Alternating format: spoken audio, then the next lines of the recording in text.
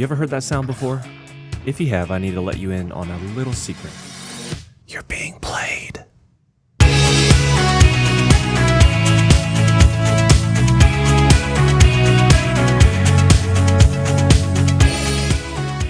We are being played, I guess I should say. I love that sound. It's incredibly satisfying. You hear that noise in a match multiple times in a row, and you're feeling pretty good about yourself. What you don't know is in that moment, you're just a fish who's nibbling on a baited hook. That sound you hear isn't just an indicator of your performance real time. It's a psychological transaction between your brain's release of dopamine and the game's reward system that is meant to lead you into a financial transaction. It doesn't stop there, not at all. Nearly all the sounds in these games are there to lead you into a financial transaction.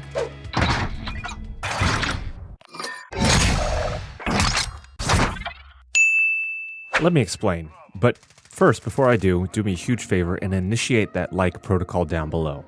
This kind of video uses a lot of brain power, so I need as much encouragement as I can get. Alright, so what do I mean when I say the game is using these sounds to push you into a financial transaction? Well, that requires a little bit of a history lesson about modern day psychology. This man. Have you ever seen this man? You probably have. His name is Ivan Pavlov, a Russian physician from the late early 1900s. The dude had a collection of dogs, apparently. With this collection of dogs, he decided to try a little experiment. He noticed that the dogs drooled when they would bring food out, so he wanted to test the brain's ability to be conditioned to stimuli. Every time he was about to bring some food to the dogs, he'd ring a bell, and then place the food in front of them. Eventually, he removed the food from the equation and just kept ringing the bell. He noticed the dogs continued to salivate just after hearing the bell because they expected food shortly after. He noticed the brain could be conditioned to expect and crave certain things based on certain environmental factors that trigger that craving and cause you to behave in a certain way. Today, this is known as the theory of classical conditioning, and it's used repeatedly to attempt to modify our behavior. You may not notice it now, but I can assure you after this video, you'll see it everywhere. You go to check out at the grocery store, goes to register, or a nice happy after using your credit card. You purchase something on your phone and you see a nice big check mark with the word congratulations underneath it. Your credit card balance numbers in the Chase Bank app is the same color as your checking and savings account numbers to trick your brain into thinking a higher number is better. That one's actually pretty dirty. Shame on you, Chase. Anyway, that's neither here nor there. You're here for video game stuff. Let's get back into that. How does Pavlov help the gaming industry? Well, this classical conditioning is used in numerous ways. The intro to the video shows a headshot, but the same can be said about hit markers, hit sounds, leveling up, voice cues. Yes, they're there to be audio and visual indicators of what's happening in the game, but they're also used to reward you for getting a certain task done in the game. Each time you kill a player, a bright number with a score comes to your screen. You've just earned, let's say, 100 points. That releases a small amount of dopamine in your brain, which is the chemical that makes you feel good and want more. It's a reward chemical. You couple that with a few repeated kills and a couple headshots and boom, double the dopamine. These little feel-good moments are meant to keep you playing, and the more player retention, the more likely you are to buy stuff from the store to keep things fresh, to progress. Those little details you've never thought of are all used to make developers money. But that's not the only way. That's the more reasonable and less deviant of some other ways, because those features are more of a quality of life thing that can make a game feel finished and indicate certain actions that were taken during the game, which is especially beneficial for competitive players. So there are some uses to that. There's another sneakier way, however, that developers use this system, and it's in the DLC. Now, as a side note, I'm using Modern Warfare a lot in this video, but it's what's available to me as examples. I truly do like the game, and I think it went in a great direction from previous titles. But anyways, let's take a look at the initial screen when you boot up the game, and I'll show you how this works. Alright, here's the Modern Warfare waiting screen. Right away, we can see a big green button in the center of the screen. This grabs your attention as the moneymaker. When you click on this, you see things like free and instant reward because they want you to buy the battle pass, and you can earn all those things. And the fact that it's a battle pass means that they're trying to make you complete all these special tasks and keep leveling up and grinding so you'll buy more and more and more. Then when you do head to the store, the second most notable part of the screen, you'll see fire sales and green dots that just won't go away. Why?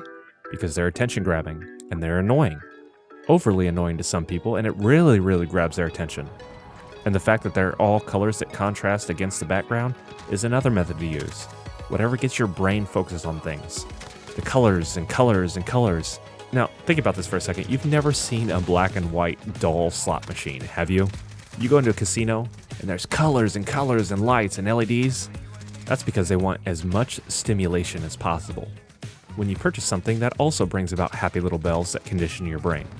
So all these factors are used to play you, so you buy more stuff and spend more money because you just can't help yourself. You've got that little dopamine hit. You're that dog who's salivating. Now look, to be clear, the point of this video is not to call you a dummy for falling for this stuff, and not to call these games bad.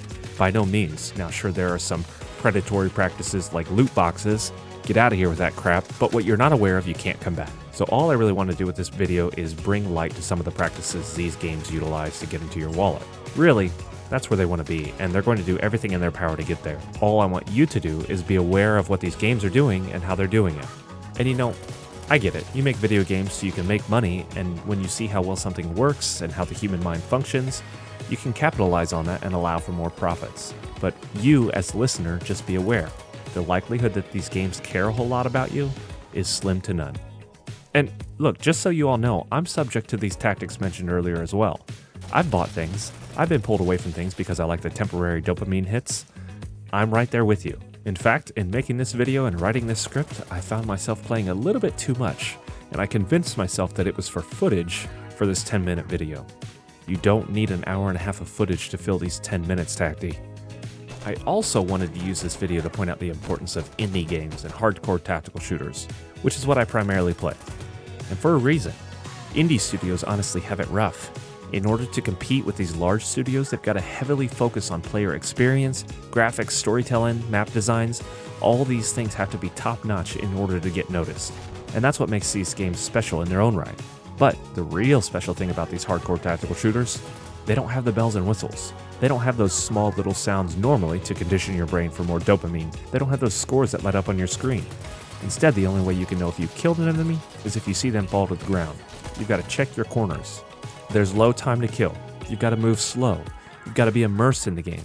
And that's where these games really thrive, through immersion. It also makes the game that much more rewarding because you're going to fail 70 million times just to succeed once. But that one success, when it comes, not only have you learned to be more patient, but you've not been the one played by the game. It's the other way around this time. You've been playing the game. So go on, give it a shot. Try some hardcore tactical shooters, Ground Branch, Insurgency Sandstorm, Hell Let Loose, Squad Arma. The world is yours. You're not going to have your hand held, and you're not going to have a nice ding with a score to pop up on your screen, but you're going to have a great time and more money for important things like other games. As another call to action at the end of this video, I'd have to say, just be aware of yourself. Be more self-controlled, and I think that's the biggest thing when it comes down to this. Play games that you enjoy, obviously. If you don't like hardcore tactical shooters, then don't play those. I just think that they're great. But don't fall for these schemes. Don't fall for what these games are trying to push on you. Enjoy the content, but make sure you don't fall into their trap. Alright, thanks for watching the video, guys. If you enjoyed the video, my name is Tacti. If you liked it, feel free to subscribe, especially if you're planning on hopping into hardcore tactical shooters. That's kind of my thing. If you're still around at the end of this video here, you're a true hero. I'll see you in the next one, and until then, stay tactical.